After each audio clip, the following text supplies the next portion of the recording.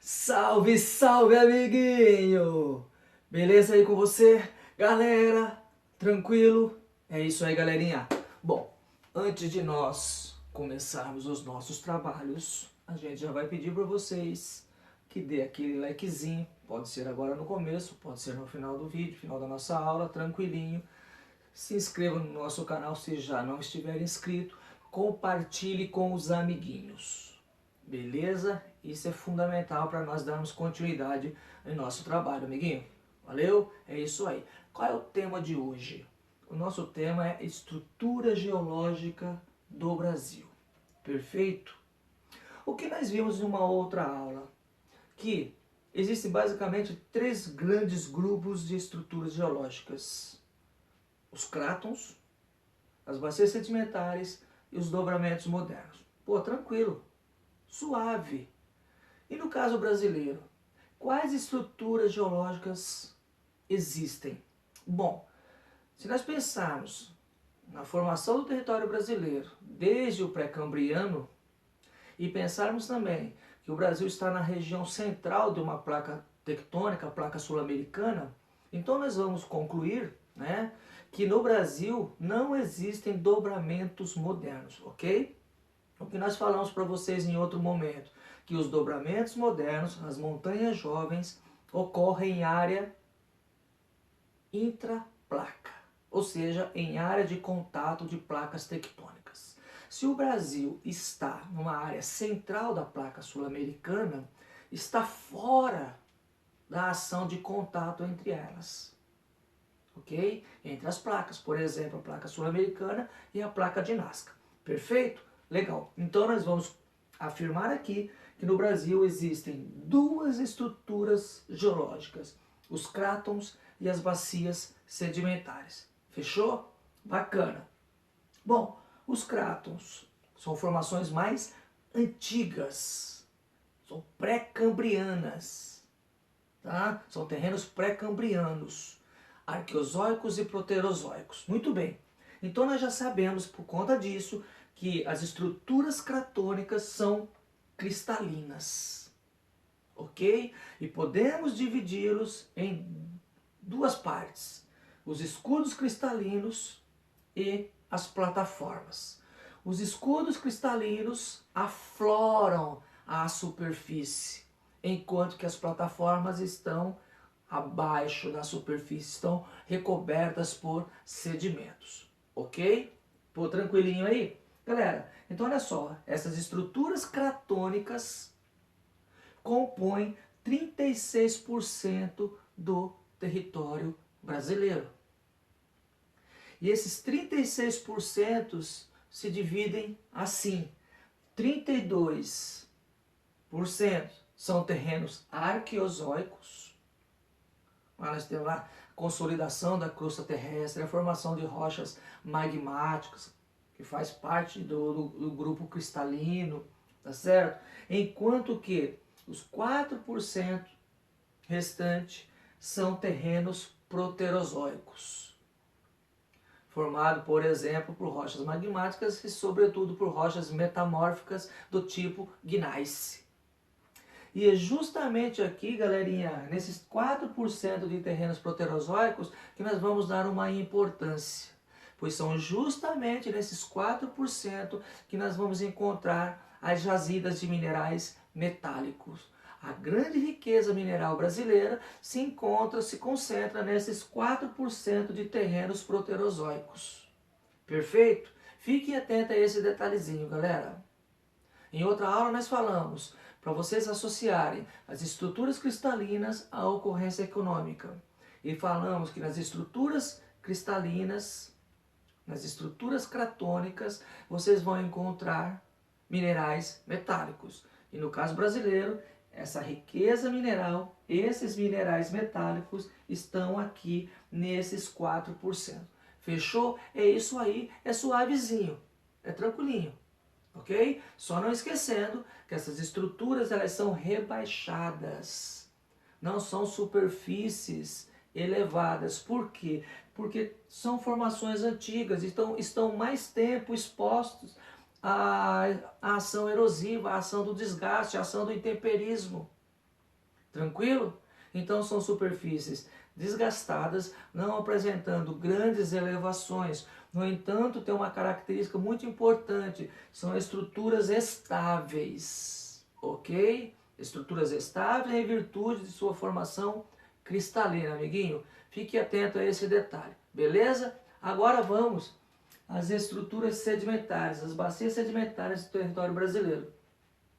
Essas bacias sedimentares vão se formar lá no início, começam a se formar lá no início da era paleozoica e tem continuidade na era mesozoica e cenozoica. Não esquecendo, o processo sedimentar, o processo de acumulação de sedimentos, ele é um processo contínuo, ele não cessa porque a superfície terrestre, a superfície brasileira vem sofrendo uma ação de desgaste em virtude da ação externa, do intemperismo, erosão, como falamos, e também da ação humana, essa tem sido mais intensa desde o processo de modernização das sociedades. Pô, legal. Então guardem aí. Então, olha aí, desde a era paleozoica que nós temos essa cobertura sedimentar. Não esqueçam, as bacias sedimentares são grandes depressões, tá? Corresponde a grandes depressões do passado geológico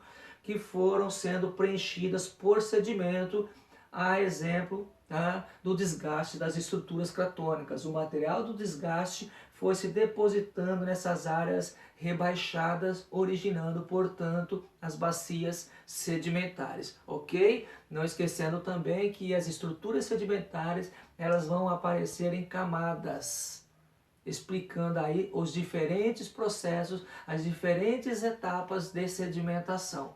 Bacaninha? Bom, essas bacias sedimentares, amiguinho, elas vão corresponder aproximadamente a 64% do território brasileiro. 64% de terrenos sedimentares, 36% de terrenos cristalinos. Beleza? Fique atento aí. Um outro detalhezinho, tá? Que nessas estruturas sedimentares, nesses 64% de terrenos sedimentares, nós podemos incluir também entre 4 e 6% de terrenos vulcânicos, porque na era mesozoica o Brasil passou por uma intensa atividade vulcânica, cobrindo parte do centro-sul brasileiro, ok? Com destaque para o sul, Paraná, Oeste Paulista, Paraná, Santa Catarina, até o Rio Grande do Sul, a exemplo da cidade de Torres. Beleza? Então guarde isso daí, que dentro, né, na soma, no conjunto desses terrenos sedimentares, nós temos entre 4 e 6% de terrenos basálticos, de terrenos vulcânicos, que vão originar o solo de terra roxa. Muito importante esse solo no contexto econômico nacional, a exemplo da expansão do café no norte do Paraná. Beleza? Fique atento a isso aí, galerinha. Olha outra questão aqui, outro detalhezinho. Se ocorreu sedimentação, se nós temos aqui um processo de sedimentação, matéria orgânica está sendo soterrada. Essa matéria orgânica, seja no fundo de mares, seja em áreas continentais, vão originar diferentes combustíveis fósseis, amiguinho. Terrenos sedimentares paleozoico, originaram carvão mineral. Terrenos sedimentares mesozoicos originaram, por exemplo, o petróleo e o gás. O gás natural. Então, podemos dizer que nos terrenos sedimentares brasileiros, ou até mesmo em outras partes do mundo, eles estão suscetíveis, estão sujeitos à ocorrência de combustíveis fósseis. Fiquem atentos a esse detalhezinho. Faça essa associação. Como nós falamos aqui, amiguinhos, nos terrenos cristalinos, minerais metálicos, nos terrenos sedimentares, minerais fósseis. Fechou aí? Aqui nós temos um esqueminha, fizemos aqui um desenho basiquinho, tá bem simples, para mostrar para vocês essas estruturas. Então olha aqui, escudos cristalinos. Então, observa que eu tracejei aqui, ó, fiz uma linha aqui horizontal, indicando uma separação. Acima dessa linha eu tenho os escudos cristalinos, ó, eles afloram. eles aparecem acima do solo, aparecem à superfície, ok? Eu tenho aqui em verde, tá? Áreas de coberturas sedimentares, ok? Aí os 64% terrenos sedimentares vulcânicos, bacaninha. E abaixo dessa estrutura sedimentar, eu tenho as plataformas, ok? Para você fazer essa associação. Então as estruturas cratônicas, os crátons, se dividem em escudos, que afloram a superfície, e as plataformas recobertas por sedimentos, 36%. Enquanto que as bacias sedimentares, aqui, eu tenho uma área de depressão, aqui ó, dos escudos, das áreas cristalinas, e sobre esse terreno rebaixado, nós tivemos o que? Uma deposição de sedimentos, formando as bacias sedimentares. Tranquilinho aí? Essa é a ideia que você precisa saber. 36% terrenos cristalinos, onde 4% desses terrenos são importantes devido à sua ocorrência metálica, a exemplo das províncias minerais de Carajás e do quadrilátero central, ferrífero em Minas Gerais, né? Carajás no Pará e o quadrilátero em Minas Gerais. Beleza? Que são as principais áreas de mineração no Brasil. E as bacias sedimentares, a ocorrência fóssil, carvão mineral, principalmente no sul do Brasil, com destaque aí a Santa Catarina, e o petróleo, a exemplo da bacia sedimentar a amazônica, ok? A ocorrência de petróleo, belezinha, fique atento a isso aí. Então tá aqui esse esqueminha, esse esboço que nós fizemos para mostrar as estruturas cratônicas e as estruturas sedimentares. Fechou? Bom, diante desse quadro a gente já vai fazer uma introdução para o relevo brasileiro. Características gerais do relevo brasileiro, que será visto numa próxima aula. Tranquilo? Então nós temos que considerar, amiguinho, primeiro, relevo brasileiro aí, ó, de formação antiga. Se nós estamos pensando que a estrutura brasileira, né, a geologia brasileira é pré-cambriana, então nós temos aqui um relevo bastante antigo. Perfeito? Muito bom. Se é antigo, olha aqui, ó, ele é muito desgastado, porque ele já vem há milhões, bilhões de anos sofrendo a ação do desgaste, a ação externa. Se ele é antigo, se ele é desgastado, ele não tem grandes elevações. Então nós vamos dizer para vocês que o relevo brasileiro vai apresentar altitudes modestas, baixas e médias altitudes. Não temos aqui, num contexto geral, num panorama geral, grandes elevações, ok? Com alguns poucos destaques, ok? Nos planaltos residuais norte-amazônicos, ok? E aqui em territórios do leste e sudeste brasileiro, tá? Nas chamadas regiões serranas. Tudo bem? Ok. Bom, um outro detalhezinho. Quais são, de acordo com as estruturas geológicas, as principais formas de relevo? Não que sejam as únicas, mas as principais, porque as outras estarão internalizadas dentro dessas formações aqui que nós vamos citar. Os planaltos, cristalinos ou sedimentares, inclusive podemos dizer também que em virtude dos derramamentos basálticos, teremos planaltos basálticos aqui no Brasil, ok? As depressões, que são áreas rebaixadas com suave inclinação em suas bordas, ok? Não existe no Brasil depressão absoluta, as depressões aqui são relativas, normalmente encaixadas entre dois planaltos, ok? Nós temos as planícies, que são as superfícies mais planas no território brasileiro. Temos planícies interiores e planícies costeiras. E essas planícies podem ser aí fluviais, marinhas, podem ser lacustres. Então fique atento, ó, fluviais, em áreas fluviais, planícies em áreas de várzea dos rios, marinhas, ok, com as planícies costeiras, e também as planícies lacustres, considerando que as planícies lacustres, as áreas lacustres do Brasil não têm grandes destaques, São poucas as áreas, o Brasil é pobre em lagos, pobre em planícies lacustres. Fechou? Então são as principais formas de relevo no Brasil, os planaltos, as depressões e as planícies. E se considerarmos as estruturas geológicas, então nós teremos aqui relevos cristalinos, formas de relevo cristalina e formas de relevo sedimentares. Considerando que se 64% do território brasileiro é cobertura sedimentar, é uma estrutura de bacia sedimentar, então nós vamos dizer que as formas de relevo, o relevo brasileiro, ele é sobretudo sedimentar, ok?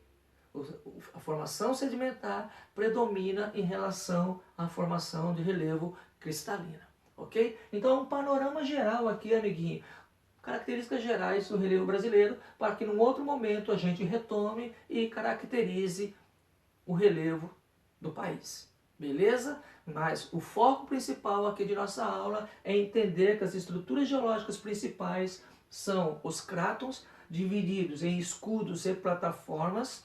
São terrenos pré-cambrianos, cristalinos, com ocorrência metálica. Enquanto que as bacias sedimentares, desde a era paleozoica, vem ocorrendo esse processo de sedimentação, e nessas estruturas sedimentares, 64% do território brasileiro, incluindo aí terrenos vulcânicos, nós temos a ocorrência dos combustíveis fósseis, ok? O nosso esqueminha aqui e um rápido panorama das características do relevo brasileiro. Relevo antigo, desgastado, baixas e médias altitudes, cristalinos e sedimentares, com destaques aos planaltos, às depressões e às planícies. Só para finalizar, planaltos e depressões totalizam 95% do território, enquanto que as planícies constituem 5% do território nacional. Beleza? Essa é a ideia que vocês precisam saber, amiguinhos. Os vestibulares, o Enem, basicamente cobram isso. É muito importante fazer a associação dessas estruturas com os recursos encontrados em cada uma delas. Bacana?